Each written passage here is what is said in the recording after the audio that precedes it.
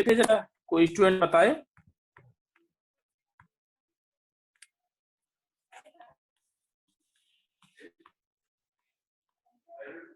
छब्बीस या 27 चला था सर। और 28 तक जो धर्म की स्वतंत्रता के अधिकार दिए गए हैं, जिसमें आर्टिकल 25 हम लोगों ने देख लिया था, और जिसमें स्पष्ट रूप से कहा गया है कि प्रत्येक व्यक्ति को अंतःकरण की स्वतंत्रता, धर्म को अबाध रूप से मानने, आचरण करने और उसके प्रचार करने की का उसको अधिकार होगा। तो ये इसको हमने बहुत विस्तृत रूप में समझा था कि एक एक वर्ड का मतलब क्या है, अंतःकरण का, धर्म को अबाध रूप से मानने, आचरण करने और प्रचार करने। तो उसके बाद में हमने देखा था आर्टिकल जो 26 था, वो धार्मिक कार्यों के प्रबंधन की स्वतंत्रता का अधिकार देता है। मतलब ये जो अधिकार है वो व्यक्तियों को प्रदान नहीं है, ये एक तरीके से संस्थाओं को प्रदान है, अधिकार दिया गया है। इसलिए जो है, जो धार्मिक संस्थाएं हैं, और हर जो कोई भी धर्म होता है, वो उसके प्रचार प्रसार के लिए उसकी धार्मिक संस्थाएं होती हैं, उसके धर्म को कार्य करने के लिए जो संस्थाएं होती हैं, धार्मिक संस्थाएं होगी, वो चैरिटेबल जो ट्रस्ट होते हैं, तो उनके प्रबंधन का अधिकार, उनकी जो संपत्ति है, चाहे वो मूवेबल हो, अमूवेबल जो संपत्ति होती है, उसके अर्जन, उसके स्वामित्व और विधि के अनुसार उसके प्रशासन का अधिकार उनको देता है। ठीक है ना। आर्टिकल 27 में बात करी थी। आर्टिकल जो 27 होता है वो धर्म की जो धार्मिक अभिवृद्धि हेतु से मुक्ति की बात कही गई है। यहाँ पे हमने ये भी चर्चा करी थी कि किसी भी व्यक्ति को कर देने के लिए बाध्य नहीं किया जा सकता। मतलब ये हमने बात करी थी कि किसी भी व्यक्ति को धर्म की अभिवृद्धि के लिए, मतलब धर्म को बढ़ावा देने के लिए कर देने के लिए उसको बाध्य नहीं किया जा सकता, क्योंकि कर पर भी हमने चर्चा की थी और शुल्क पे भी बताया था। लेकिन शुल्क लगाया जा सकता है, जैसे हमने चर्चा की थी इनकम टैक्स हो गया, मतलब आयकर हो गया। तो आय हमारी एक विशेष जो से वो है इनकम, उस पर लगता है। लेकिन शुल्क जो होता है वो किसी विशेष सेवा के बदले दिया जाता है। जैसे हम लोग अभी अगर हम अपनी गाड़ी पार्किंग में खड़ा करते हैं तो वो हमसे वो कर नहीं लेता, वो हमसे शुल्क लेता है, वो पार्किंग शुल्क के तौर पर हमसे वसूल करता है। तो ऐसी ही जो धर्म जो संस्था है, वो अपने जो धर्म की अभिवृद्धि के लिए आपसे कर नहीं ले सकती हैं, वो आपसे जो है शुल्क आपसे ले सकती हैं। अब हम बात करेंगे आगे आर्टिकल 28 में। तो इस पर भी हम लोगों ने चर्चा की ली थी, मुझे ध्यान था, मुझे 29 और 30 हमको आर्टिकल 29 से चर्चा करनी थी, लेकिन इसको भी हम लोग समझते हैं कि एक राज्य जिन्हें जो पूर्णता जो पोषित जो शिक्षण संस्थान होगा, उसमें धार्मिक शिक्षा दिए जाने का निषेध है। मतलब कोई ऐसी संस्था जो किसी राज्य के द्वारा बनाई गई है और वो राज्य से उसको पैसा मिलता है, उसकी फंडिंग जो है वो राज्य के माध्यम से होती है, मतलब सरकार के माध्यम से होती है, तो उसमें उस संस्थान में धार्मिक शिक्षा नहीं दी जा सकती। साथ ही और अगर धार्मिक शिक्षा दी जाती भी है तो किसी व्यक्ति को जो धार्मिक की जो उपासना है उसमें उपस्थित होने के लिए बाध्य नहीं किया जा सकता। लेकिन यदि व्यक्ति ने स्वयं उसकी सहमति दे दी है, या व्यक्ति कोई ऐसा जो अवयस्क व्यक्ति है, नाबालिग है, और उसका जो पेरेंट्स हैं, उसके जो संरक्षक अगर वो सहमति देते हैं, तो ऐसे व्यक्ति को धार्मिक शिक्षा में भाग करने के लिए, प्रतिभाग करने के लिए उसको विवश किया जा सकता है। अब हम बात करते हैं आर्टिकल 29 और 30। आर्टिकल 29 और 30 जो विशेष रूप से हम बात करें तो अल्पसंख्यक जो वर्ग है उसके संबंध में उनकी शिक्षा और उनकी संस्कृति को बनाए रखने के संबंध में प्रावधान करता है। तो आर्टिकल 29 अल्पसंख्यक वर्गों के हितों का संरक्षण, और आर्टिकल 30 अल्पसंख्यक वर्गों के शिक्षण संस्थानों की स्थापना और प्रशासन का अधिकार देता है। तो आर्टिकल 29 और 30 विशेष रूप से जो अल्पसंख्यक वर्ग के लोग हैं उनकी शिक्षा और उनकी संस्कृति की एक संरक्षण उनको प्रदान करता है। तो यहाँ पर सबसे पहले हम आर्टिकल 29 देखेंगे, और आर्टिकल 29 एक कहता है कि भारत के प्रत्येक व्यक्ति को जिसकी अपनी विशेष भाषा, लिपि या संस्कृति हो, उसे बनाए रखने का अधिकार होगा। तो एक तरीके से क्योंकि प्रत्येक नागरिक जिसकी अपनी विशेष भाषा, लिपि या संस्कृति होगी, तो यहाँ एक तरीके से अपने आप में बहुत वृद्ध हो जाता है। तो ये एक तरीके से विशेष जो अल्पसंख्यक वर्ग है उसके साथ साथ बहुसंख्यक वर्ग जो है उसको भी ये अधिकार देता है। तो यहाँ ये जो एक तरीके से देखें तो बेसिकली जो बात करता है, अगर देखें तो अल्पसंख्यक वर्ग के लिए ही है, लेकिन जो ये जो है अल्पसंख्यक वर्ग के साथ साथ जो बहुसंख्यक वर्ग है उसकी भी बात करता है। जैसे अगर हम बात करें भारत में, तो हिंदू जो धर्म है हमारा, वो अपने आप में बहुसंख्यक के तौर पर आता है, क्योंकि हिंदुओं की संख्या भारत में ज्यादा है। अगर हम बात करें मुस्लिम की बात करें, या हम सिखों की बात करें, या हम बौद्धों की बात करें, जैनों की बात करें, ईसाइयों की बात करें, तो ये जो अपने आप में माइनॉरिटी के अंतर्गत आ जाते हैं, वो कैसे, उनकी भाषा, लिपि या संस्कृति के आधार पर। तो ऐसे जो लोग होंगे, इन वर्गों के जो लोग होंगे, और इन वर्गों जो प्रत्येक व्यक्ति इनसे जो संबंध रखता है, उसको अपनी भाषा, लिपि और संस्कृति को बनाए रखने का अधिकार होगा। ठीक है, पर आर्टिकल जो 29(2) हमारा ये कहता है कि ऐसे किसी भी शिक्षण संस्थान में जो राज्य द्वारा पोषित या राजनीति से सहायता प्राप्त हो, उसे किसी भी नागरिक को प्रवेश देने से केवल धर्म, मूल, वंश, जाति, भाषा या इनमें से किसी भी आधार पर वंचित नहीं किया जाएगा। ठीक है, तो आर्टिकल 15 की हम लोग आर्टिकल 16 की बात करते हैं, आर्टिकल 15 की भी बात करते हैं, तो आर्टिकल 15 जो है एक तरह धर्म, मूल, वंश, जाति, लिंग, जन्म स्थान के आधार पर विभेद का निषेध करता है। ऐसे ही आर्टिकल 16 में दो चीजें और जुड़ जाती है, उसमें उद्भव भी जुड़ जाता है, और दो चीजें उसके अंदर, एक उद्भव जुड़ता है और एक और चीज मैंने आपको स्पेशली बताई थी, उसमें निवास जुड़ जाता है। तो जो है राज्य जो है जाति, धर्म, लिंग, जन्म स्थान, उद्भव और निवास के आधार पर भी सरकारी नौकरियों में, या ये कहते हैं राज्य के अंतर्गत नियोजन में, किसी के साथ भेदभाव नहीं करेगा। ऐसे ही आर्टिकल 29(2) ये कहता है कि ऐसी शिक्षण संस्थान जो राज्य के द्वारा पोषित होंगी, मतलब राज्य के द्वारा उनको फंड दी जाएगा या राज्य द्वारा उन संस्थाओं को बनाया जाएगा, तो उनमें अगर किसी नागरिकों को प्रवेश देने के लिए केवल धर्म, उसका मूल वंश, जाति या भाषा के आधार पर उसके साथ विभेद नहीं किया जाएगा। ठीक है, तो यहाँ मैंने लिखा है लिंग या जन्म स्थान, मतलब उपरोक्त तो जो 4 शब्दों का तो इस्तेमाल किया गया है, स्पष्ट रूप से 4 आधार पर तो वंचित नहीं किया जाएगा, धर्म, मूल वंश, जाति और भाषा के आधार पर। लेकिन यहाँ स्पष्ट रूप से दो चीजों का उल्लेख नहीं किया गया, लिंग का उल्लेख नहीं किया गया है और जन्म स्थान का भी नहीं किया गया है। हम देखते हैं, तो अगर लिंग के आधार पर भेदभाव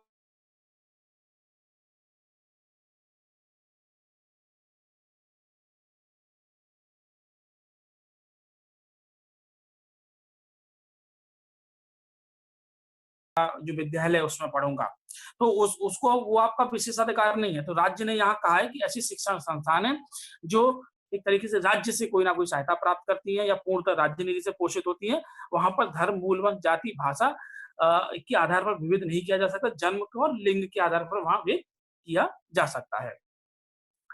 अब हम बात करते हैं आर्टिकल 30। आर्टिकल 30 अपने आप में बहुत महत्वपूर्ण है। ये स्पेशली जो एक तरीके विशेष तौर पर जो अल्पसंख्यक जो वर्ग हैं उन्हीं के लिए है। तो आर्टिकल 30 ये कहता है, आर्टिकल 30(1), अगर हम आर्टिकल 29 की बात करें तो वो 3 आधार पर भाषा, लिपि और संस्कृति को संरक्षण देने की बात करता है। और आर्टिकल जो 30 है वो जो अल्पसंख्यक वर्ग है उनको अपनी शिक्षण संस्थानों की स्थापना और उन्हें संचालित करने का अधिकार देता है। साथ में ही जो आर्टिकल 30 है वो भाषा या धर्म पर आधारित जो शिक्षण संस्थान, जो अल्पसंख्यकों की जो शिक्षण संस्थान है उनकी स्थापना और उनको उनमें प्रशासन का भी अधिकार देता है। जैसे अगर हम लोग बात करते हैं, अगर हम एक छोटा सा एग्जांपल है, जो है क्रिश्चियनों के जो कॉलेज होते हैं, जो संस्थान उनकी होती हैं, आपने देखा होगा कि हर शहर में एक फेमस संस्थान होते हैं क्रिश्चियनों के, जो कॉलेज हो चाहे स्कूल हो, वो अपने आप में एक तरीके से उनको अगर हम वहां देखें तो वहां प्रशासनिक जो अधिकार होता है उन लोगों का, और जो वहां पर प्रशासन का अधिकार हो गया, या हम ये कहें कि वह शिक्षा का जो माध्यम होगा उसका अधिकार हो गया, शैक्षणिक एवं प्रशासनिक जो नीतियों के निर्धारण करने का जो अधिकार होता है वो वहीं के जो क्रिश्चियन होते हैं उन्हीं को ही होता है। तो एक तरीके से जो आर्टिकल 30 जो है जो अल्पसंख्यक वर्ग है उनको अपनी रुचि की शिक्षण संस्थानों की स्थापना करने और उनको संचालन करने का अधिकार प्रदान करता है। ठीक है ना, साथ में आर्टिकल 30 हमारा इतना ही है। ये जो है स्पेशली रूप से जो है शिक्षण, जो अल्पसंख्यक वर्ग है उनको अपनी शिक्षण संस्थानों की स्थापना और उनको संचालन करने का अधिकार इसमें देता है। अब हम बात करते हैं आर्टिकल 32 की, जो कि आर्टिकल जो 30 है वो स्पेशली रूप से हमने बात करी थी, वो संपत्ति के अधिकार को लेकर था, संपत्ति का मूल्य अधिकार उसमें दिया गया था, और जिसे 44 में अमेंडमेंट 1978 के माध्यम से हटा दिया गया और उसको एक मैंने आपको बताया था जो संविधान के अनुच्छेद 300 ए या 300 का के अंतर्गत वो उसे कानूनी अधिकार बना दिया गया। ये संविधान के भाग 12 के अंतर्गत उसको रखा गया है। तो एक तरीके से अगर राज्य किसी व्यक्ति की संपत्ति लेती है या उसका संपत्ति का अधिग्रहण करती है तो वो इस आधार पर कोर्ट में नहीं जा सकता है कि वो उसका संपत्ति उसको उसका मूल अधिकार है। अब हम बात करते हैं आर्टिकल 32 की। इस पर भी हम लोगों ने थोड़ी बहुत चर्चा करी थी। तो आर्टिकल 32 जो है वो संवैधानिक उपचारों का अधिकार है और जब किसी व्यक्ति के मूल अधिकारों का उल्लंघन होता है तो वो अपने अधिकारों के उल्लंघन के लिए आर्टिकल 32 स्पष्ट रूप से मैं बात कर रहा हूँ, अनुच्छेद 32 की बात कर रहा हूँ। तो अनुच्छेद 32 में जो प्रावधान दिए गए हैं उसके लिए वो जब उसके मूल अधिकारों का उल्लंघन होता है तो उसके तहत वो उच्चतम न्यायालय सुप्रीम कोर्ट में जा सकता है। ऐसे ही आर्टिकल 226 का भी उल्लेख किया गया है जिसमें अगर जिसके तहत व्यक्ति जो है उच्च न्यायालय में अपने उपचारों के लिए जा सकता है। और डॉक्टर भीमराव अंबेडकर द्वारा जो हमारा जो अनुच्छेद 32 है उसे संविधान की आत्मा कहा गया है। यहाँ पे एक प्रश्न उठता है बार बार, ये तो एक तरीके से प्रश्न दो तरीके से आता है कि संविधान की आत्मा या संविधान का हृदय या संविधान की चाबी किसे कहा जाता है या संविधान की किसे कहा जाता है, ठीक है ना। तो यहाँ प्रश्न जो है दो तरीके से उठता है। अगर डॉक्टर भीमराव अंबेडकर का नाम स्पेशल रूप से विशेष रूप से दिया गया है तो हम लोग जो है वो आर्टिकल 32 को मानते हैं क्योंकि डॉक्टर भीमराव अंबेडकर ने सिर्फ अनुच्छेद 32 के बारे में ही ये कहा है कि यह जो अनुच्छेद है वो भारतीय संविधान का हृदय और संविधान की आत्मा है। लेकिन कुछ अन्य जो विचारक हुए हैं या ये कहें कि जिन्होंने संविधान की व्याख्या की है उनके द्वारा जो हमारी संविधान की मूल प्रस्तावना है उसको भी संविधान की आत्मा या ये कहें कि संविधान के जो विचार हैं उसको जानने की, संविधान की जो निर्माता थे उनको विचारों को जानने की कुंजी माना, मतलब कुंजी का मतलब की हो गया। तो एक तरीके से अगर डॉक्टर भीमराव अंबेडकर का नाम स्पेशली रूप से आता है और उनके नाम के आधार पर अगर कोई जो स्टेटमेंट आता है, कोई कथन आता है तो हम अनुच्छेद 32 को समझेंगे। अगर उनका नाम नहीं दिया जाता है तो हम लोग इस प्रस्तावना को जो है एक तरीके से कुंजी मानेंगे, की मानेंगे और संविधान की आत्मा मानेंगे। तो अब ये जो हमारा आर्टिकल 32 है ये जो सुप्रीम कोर्ट को कुछ अधिकार देता है कि वो किन आधारों पर जो एक तरीके से संवैधानिक जो हमारे जो मूल अधिकार है उनकी रक्षा करता है। तो उच्चतम न्यायालय और उच्च न्यायालय को मूल अधिकारों को प्रवर्तन कराने के लिए 5 प्रकार की रिट जारी करने की शक्ति आर्टिकल जो हमारा जो है 32 जो है वो देता है। तो हम रिटों को समझेंगे। रिटों का ये 5 प्रकार की रिट होती है। सबसे पहली रिट जो होती है वो बंदी प्रत्यक्षीकरण है। तो यहाँ कुछ कुछ आपको शब्द से ही आभास हो रहा होगा कि बंदी प्रत्यक्षीकरण का मतलब क्या है। तो इसका अगर एक जो शाब्दिक अर्थ में देखा जाए बहुत स्पष्ट रूप से इसका जो अर्थ होता है वो सशरीर उपस्थित करना है। मतलब किसी व्यक्ति को सशरीर उपस्थित करना है, बंदी प्रत्यक्षीकरण। अगर तो यहाँ हम एक तरीके से ये देखें कि कोई व्यक्ति को सशरीर उपस्थित करना या किसी व्यक्ति को प्रस्तुत किया जाए। तो यह रिट जो होती है ऐसे व्यक्ति या जो प्राधिकारी या अथॉरिटी जिसको हम बोलेंगे इंग्लिश में के विरुद्ध जारी की जाती है जिसने किसी व्यक्ति को अवैध रूप से निरुद्ध किया है। मतलब जिसको किसी व्यक्ति को अवैध रूप से गिरफ्तार कर लिया है। और क्योंकि अवैध गिरफ्तारी जो हमारे आर्टिकल जो है 22 में दी गई है कि गिरफ्तारी और निवारक निरोध के तहत सुरक्षा दी गई है। अगर उसको साधारण जो है विधि के तहत गिरफ्तार किया जाता है तो उसको बताना पड़ेगा कि उसको क्यों गिरफ्तार किया गया है। ऐसी निवारक निरोध के अधिकार के तहत भी उसको गिरफ्तार किया गया है तो उसको भी बताना पड़ता है कि आप क्या अपराध करने वाले थे इसलिए आपको गिरफ्तार किया गया है। तो ऐसे ही अगर किसी व्यक्ति को गिरफ्तार किया जाता है और अगर किसी व्यक्ति को अवैध रूप से गिरफ्तार किया गया है तो जो है तो जो हमारा जो सुप्रीम कोर्ट है या ये हाई कोर्ट में अगर आपने अपील दायर की है, सुप्रीम कोर्ट में की है, तो वो बंदी प्रत्यक्षीकरण की रिट जारी करता है जिसमें जिस व्यक्ति ने मतलब ऐसे किसी व्यक्ति ने जिसको गिरफ्तार किया है और उसको अवैध रूप से उसको गिरफ्तार किया है तो अपने सामने सशरीर रूप से, मतलब इसका मतलब एक तरीके से सशरीर रूप से उसको उपस्थित करने का अधिकार देता है। ये जो रिट होती है ये ऐसा नहीं है कि इसको कोई भी जारी कर सकता है। वो एक तरीके से मतलब इसके लिए अपील जो है कोई सुप्रीम कोर्ट में या हाई कोर्ट में कोई भी व्यक्ति कर सकता है। ये जरूरी नहीं है कि जिस व्यक्ति को अवैध रूप से गिरफ्तार किया गया है वही करे। उसके रिश्तेदार भी हो सकते हैं, उसके जानने वाले भी हो सकते हैं, उसके परिचित भी हो सकते हैं, वो जो है हाई कोर्ट या सुप्रीम कोर्ट में इसके लिए अपील कर सकते हैं। तो इसका जो मुख्य उद्देश्य ये होता है, जिस व्यक्ति को गिरफ्तार किया गया है उसकी तरीके से उसकी जो निरोध है, उसकी जो गिरफ्तारी की जो वैधता है और उसकी अवैधता की जांच करना है। बेसिकली अगर हम बात करें, इसका उद्देश्य जो होता है, इस रिट को जारी करने का उद्देश्य जो हमारा कोर्ट है वो ये जानने का प्रयास करता है, जिस व्यक्ति को गिरफ्तार किया गया है क्या वास्तव में उसकी जो गिरफ्तारी है वो किसी कानून के तहत की गई है या उसको एक तरीके से अवैध रूप से गिरफ्तार कर लिया गया है। तो यहाँ वो सिर्फ इसकी वैधता और गिरफ्तारी की जो है वैधता और अवैधता की जांच करता है। बात करते हैं आगे परमादेश। तो परमादेश को अगर हम तोड़ेंगे तो परम आदेश, तो एक तरीके से सर्वोच्च आदेश। इसका अगर हम शाब्दिक अर्थ की बात करें तो सर्वोच्च आदेश हो गया, लेकिन अगर यहाँ जो अगर हम परमादेश का जो संविधान में जो प्रावधान किया गया अगर उसका बात करें तो उसका शाब्दिक अर्थ जो होता है हम आदेश देते हैं। हम आदेश देते हैं। तो हम आदेश, इसके तहत जो परमादेश होता है ये न्यायालय द्वारा किसी व्यक्ति या लोक प्राधिकारी पब्लिक अथॉरिटी, अधीनस्थ न्यायालय, सरकार या निगमों को उनके जो कर्तव्य होते हैं को करने या अवैध रूप से ना करने का आदेश दिया जाता है। तो परमादेश मतलब हम आदेश देते हैं। तो इससे एक तरीके से जो मैंने अभी उल्लेख किया इसमें, जो सार्वजनिक अधिकारी होते हैं, जो पब्लिक अथॉरिटी होती है, लोक प्राधिकारी होते हैं या अधीनस्थ जो है न्यायालय, जैसे सुप्रीम कोर्ट जारी कर रहा है या हमारा जो है उच्च न्यायालय जारी कर रहा है, तो उनके अधीनस्थ भी कोर्ट होते हैं। जैसे हम डिस्ट्रिक्ट कोर्ट की बात करें तो ऐसे ही अधीनस्थ उनके अंतर्गत भी न्यायालय होते हैं, या कोई व्यक्ति भी हो सकता है, पब्लिक अथॉरिटी भी हो सकती है, कोई निगम भी हो सकता है।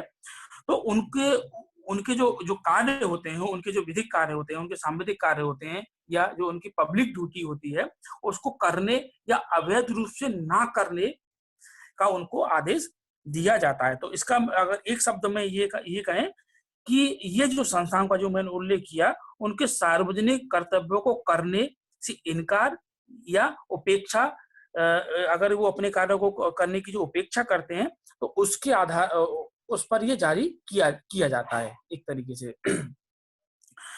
अब हम बात करते हैं प्रतिषेध। तो प्रतिषेध का ये हमने शाब्दिक अर्थ अगर देखे तो मना करना होता है। तो इसके अंतर्गत भी जो होता है एक तरीके से ये रिट भी जो जारी करी जाती है, ये जो हमारी जो वरिष्ठ न्यायालय का मतलब यहाँ सुप्रीम कोर्ट और जो है उच्च न्यायालय द्वारा अपनी अधीनस्थ न्यायालय और जो हमारे अर्ध न्यायिक अधिकरण होते हैं, जो अर्ध न्यायिक अधिकरण का यहाँ मतलब होता है कि ऐसी जो संस्थाएं जिनके पास में एक तरीके से न्याय करने की शक्ति होती है, लेकिन वो पूर्ण रूप से कानूनी जो एक तरीके से पूर्ण रूप से उनको न्याय का अधिकार नहीं होते हैं। अर्ध न्याय की जो अधिकरण की हम बात करते हैं तो ऐसे जो संस्थान है जिनके पास न्याय करने का तो अधिकार है, लेकिन वो पूर्ण रूप से एक अपने आप में न्यायालय नहीं है। जैसे हम लोग बात करें एनजीटी की, तो अभी आपने देखा होगा कि विशाखापट्टनम में एलजी जो कंपनी है, एलजी पॉलीमर, उसकी प्लांट से गैस का रिसाव हुआ। तो गैस के रिसाव के बाद में जो एनजीटी हमारा जो है उसने उस पर संस्था पर 50 करोड़ रुपए का जुर्माना लगाया। तो एनजीटी जो हमारा जो है नेशनल ग्रीन ट्रिब्यूनल जो है वो एक तरीके से अर्ध न्यायिक अधिकरण है, अर्ध न्यायिक संस्था है। मतलब उसको एक तरीके से कानूनों को लागू कराने का या एक तरीके से न्याय को उसको निर्णय देने का अधिकार है, लेकिन वो अपने आप में पूर्ण रूप से न्यायालय नहीं है। तो ऐसे संस्थान है जो अब एक तरीके से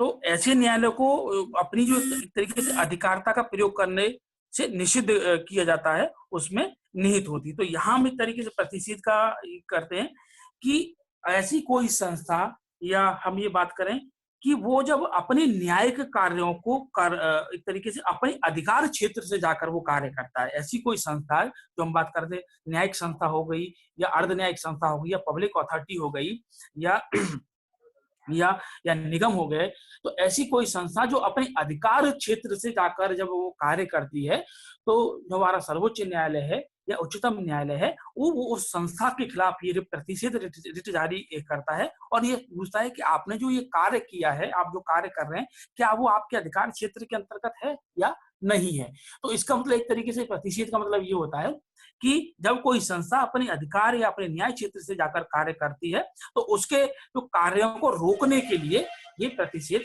रिट जारी की जाती है। अब हम बात करते हैं उत्प्रेषण। तो उत्प्रेषण का एक तरीके से शाब्दिक अर्थ ये इसका मतलब यहाँ लिखा हुआ है, पूर्णतः सूचित कीजिए। मतलब यहाँ इसके तरीके से ये जो हमारा जो कोर्ट है, हमारा जो सुप्रीम कोर्ट है या जो भी हमारा चाहे उच्च न्यायालय है, अगर वो रिट जारी कर रहा है तो उच्चतम इसके अंतर्गत जो है अधीनस्थ न्यायालय, ये भी एक तरीके से अधीनस्थ न्यायालयों के खिलाफ ही जारी करी जाती है। और इसमें जो जो उनके अंतर्गत जो मामले चल रहे होते हैं, उनको उन मामलों को अपने वरिष्ठ न्यायालय में भेजने का एक तरीके से आदेश दिया जाता है, एक तरीके से उनको सूचित किया जाता है। जैसे कुछ मामले ऐसे होते हैं कि जो अधीनस्थ न्यायालयों में चल रहे होते हैं, लेकिन कभी-कभी क्या होता है कि कोई व्यक्ति जो है जो अधीनस्थ न्यायालयों में जो मामले चल रहे होते हैं, तो वो उन मामलों से संतुष्ट नहीं होता है। तो ऐसी स्थिति में अगर कोई व्यक्ति जिसको लगता है कि ये जो अधीनस्थ न्यायालय में जो प्रकरण जो चल रहा है, जो वाद चल रहा है और उसमें पूर्णतः मुझे न्याय नहीं मिलेगा या मिल पा रहा है और मेरे जो मूल अधिकार है उसका हनन होता है, तो वो सर्वोच्च न्यायालय या उच्च न्यायालय में जा सकता है। तो उच्च न्यायालय वहां देखेगा, सर्वोच्च न्यायालय वहां देखेगा और उसको लगता है कि जो नीचे के जो स्तर पर जो प्रकरण है उसको सही ढंग से डील नहीं किया जा रहा है, या उसको लगता है कि न्याय की जो एक तरीके से पूर्ण रूप से न्याय नहीं हो सकता, तो वो ऐसे मामलों को अपने पास उत्प्रेषण रिट जारी करता है और ऐसे मामलों को अपने समक्ष जो है उनको भेजने का अधिकार देता है कि और उन मामलों को अपने पास बुला लेता है।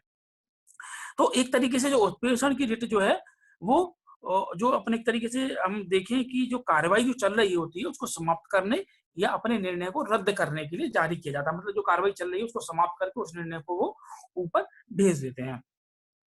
ऐसे ही अधिकार, ये अधिकार ये रारा डबल हो गया है, ये अधिकार प्रच्छा।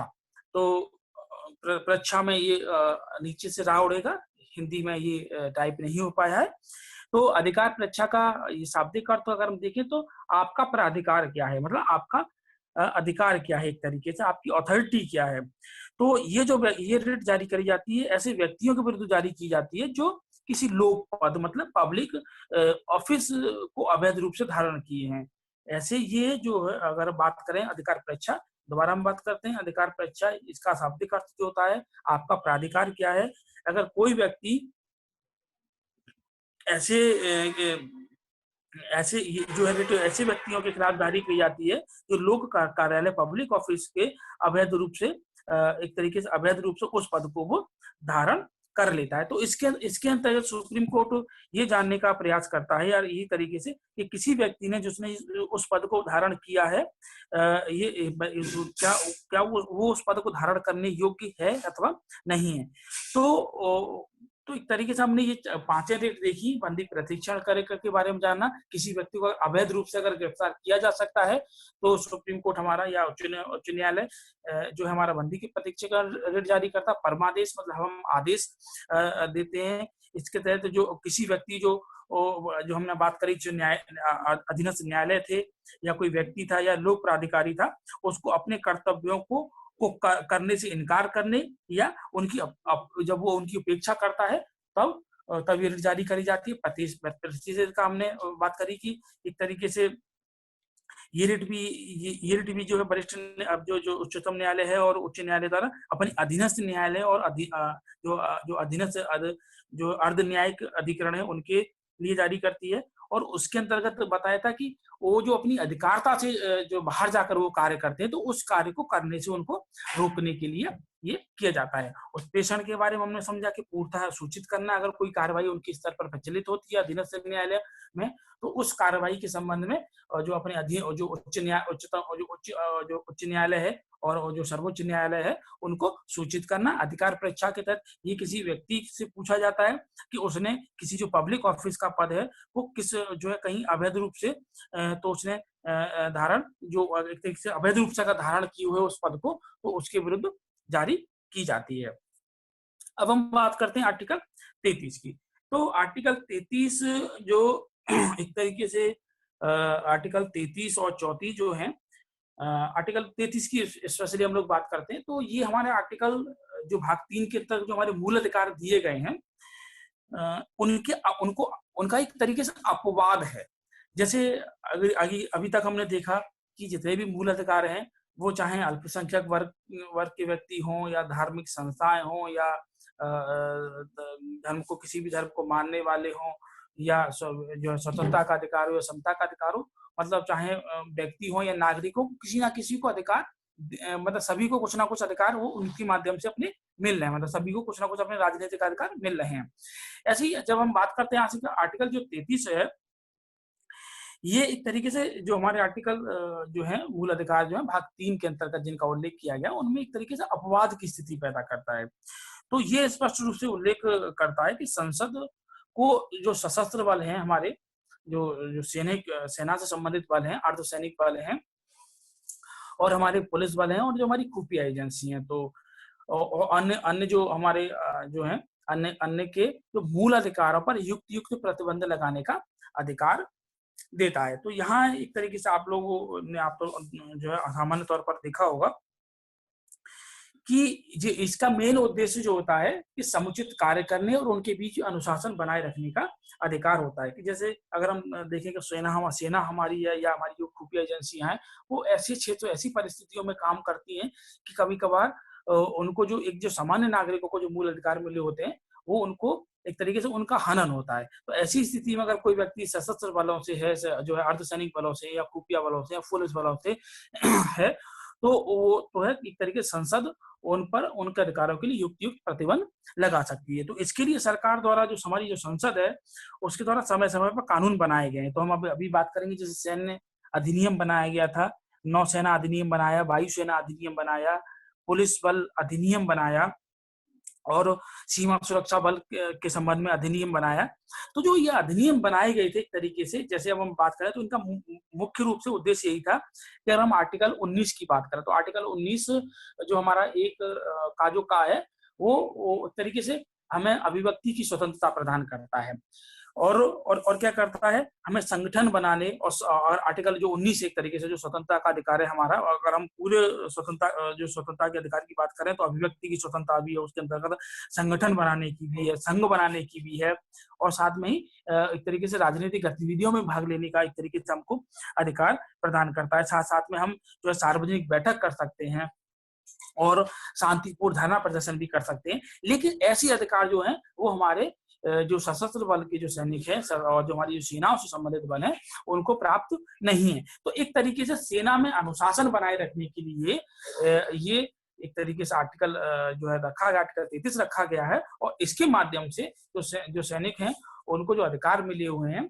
उनको वो एक तरीके से अपवाद उनके लिए कानून बनाया जा सकता है। जैसे आपने सामान्य तौर पर देखा होगा कि अगर हमारे जो पुलिस है, उनके अपने संगठन नहीं है। अगर आपने देखा होगा कि पुलिस वालों की मांग ये रहती है कि हमारा भी एक संगठन बने, लेकिन चूंकि स्पष्ट रूप से ये कानून बनवाया गया, पुलिस वाला अधिनियम बनाया गया, उसके अंतर्गत स्पष्ट रूप से ये मना किया गया है कि कोई भी जो पुलिस वाला है वो अपना एक तरीके से संगठन नहीं बना सकता है।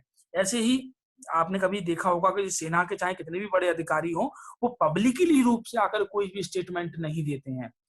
तो एक तरीके से जो उनकी जो अब ये हम कह सकते हैं कि जो उनको अभिव्यक्ति की जो स्वतंत्रता मिली है, वो उस पर भी प्रतिबंध है। वो इस पर एक तरीके से कोई भी कमेंट जो है एक तरीके से बिना जो है शासन की अनुमति के, बिना सरकार की अनुमति के नहीं कर सकते हैं। दूसरा देखें तो ये जो अधिकार है एक तरीके से सैन्य बल की टॉप टू बॉटम बात करें तो वो सर्वोच्च अधिकारी हैं सेना के, और उनसे लेकर जो नीचे के स्तर के अधिकारी, चाहे वो सेना में नाई हो या बढ़ई हो, मैकेनिक हो, बावर्ची हो, चौकीदार हो, किसी भी स्तर का जो कर्मचारी हो नीचे, सब पर ये अधिकार जो है, सब पर ये एक तरीके से ये जो प्रतिबंध लगे हुए हैं, और उनके अधिकार को एक तरीके से इस आर्टिकल के माध्यम से कम किया गया है। अब हम बात करते हैं आर्टिकल 34 की। तो आर्टिकल जो 34 है, ये एक तरीके से ये भी उल्लेख करता है कि जहां सेना विधि जहां पे लागू होगी, जहां मार्शल लॉ लागू होगा, वहां पर संसद को विधि बनाने की शक्ति प्रदान करता है। जो हमने बात करी कि जहां मार्शल लॉ लागू होता है, एक तरीके से वहां जो साधारण कानून होते हैं वो निलंबित हो जाते हैं और सेना का शासन वहां एक तरीके से लागू हो जाता है। तो ऐसा क्षेत्र जहाँ पे सेना विधि लागू होगी, वो मिल जाता है। आर्टिकल अब 35 की बात करते हैं। इसके संबंध में हम पहले ही चर्चा कर चुके थे। हमने बताया था कि इसके अंतर्गत संसद को ऐसे ऐसे ऐसे मूल अधिकार जिनमें दंड का प्रावधान किया गया था, हमने बात करी थी 17वां जो अस्पष्टता के संबंध में हमारा आर्टिकल था, और उसमें कोई व्यक्ति अगर अस्पष्टता के संबंध से संबंधित व्यवहार करता है तो उसको दंड का प्रावधान उसमें किया गया था। ऐसी आर्टिकल 23 की हमने बात करी थी। आर्टिकल 23 में भी जो है बलात् श्रम की हम लोगों ने बात करी थी, उसके संबंध में भी कानून का एक तरीके से बनाने का अधिकार दिया गया था, और जिसमें हमने बताया था कि जो है 3 महीने तक की जो है सजा हो सकती है, और जो है 10,000 से लेकर 20,000 तक का दंड दिया जा सकता है। तो ये कानून जो बनाती है सरकार, कोई भी आर्टिकल 3 के हमारे अनुच्छेद जो सॉरी ये भाग 3 में जो अनुच्छेद हमारे दिए मूल अधिकार दिए गए हैं, और उनमें जहां दंड का प्रावधान किया गया है, तो उन दंड के जो प्रावधान के लिए जो कानून बनाने का अधिकार है वो हमारा 35 दिया गया है। तो हमारा 35 ये कहता है कि संसद उन कार्यों के लिए जिन्हें भाग 3 के अंतर्गत अपराध घोषित किया गया है, जैसे अनुच्छेद 17 और अनुच्छेद 23 के लिए दंड विहित करने के लिए विधि बनाने का अधिकार होगा। तो आर्टिकल जो है आपके कंप्लीट हो चुके हैं। मतलब मूल अधिकार वाला जो भाग 3 जो है मूल अधिकारों से संबंधित 12 से 35 तक ये कंप्लीट हो चुके हैं। तो अब इसमें आपके प्रश्न हो आप पूछ लीजिए। नेक्स्ट क्लास से हम लोग जो है राज्य के नीति निर्देशक तत्वों को शुरू करेंगे।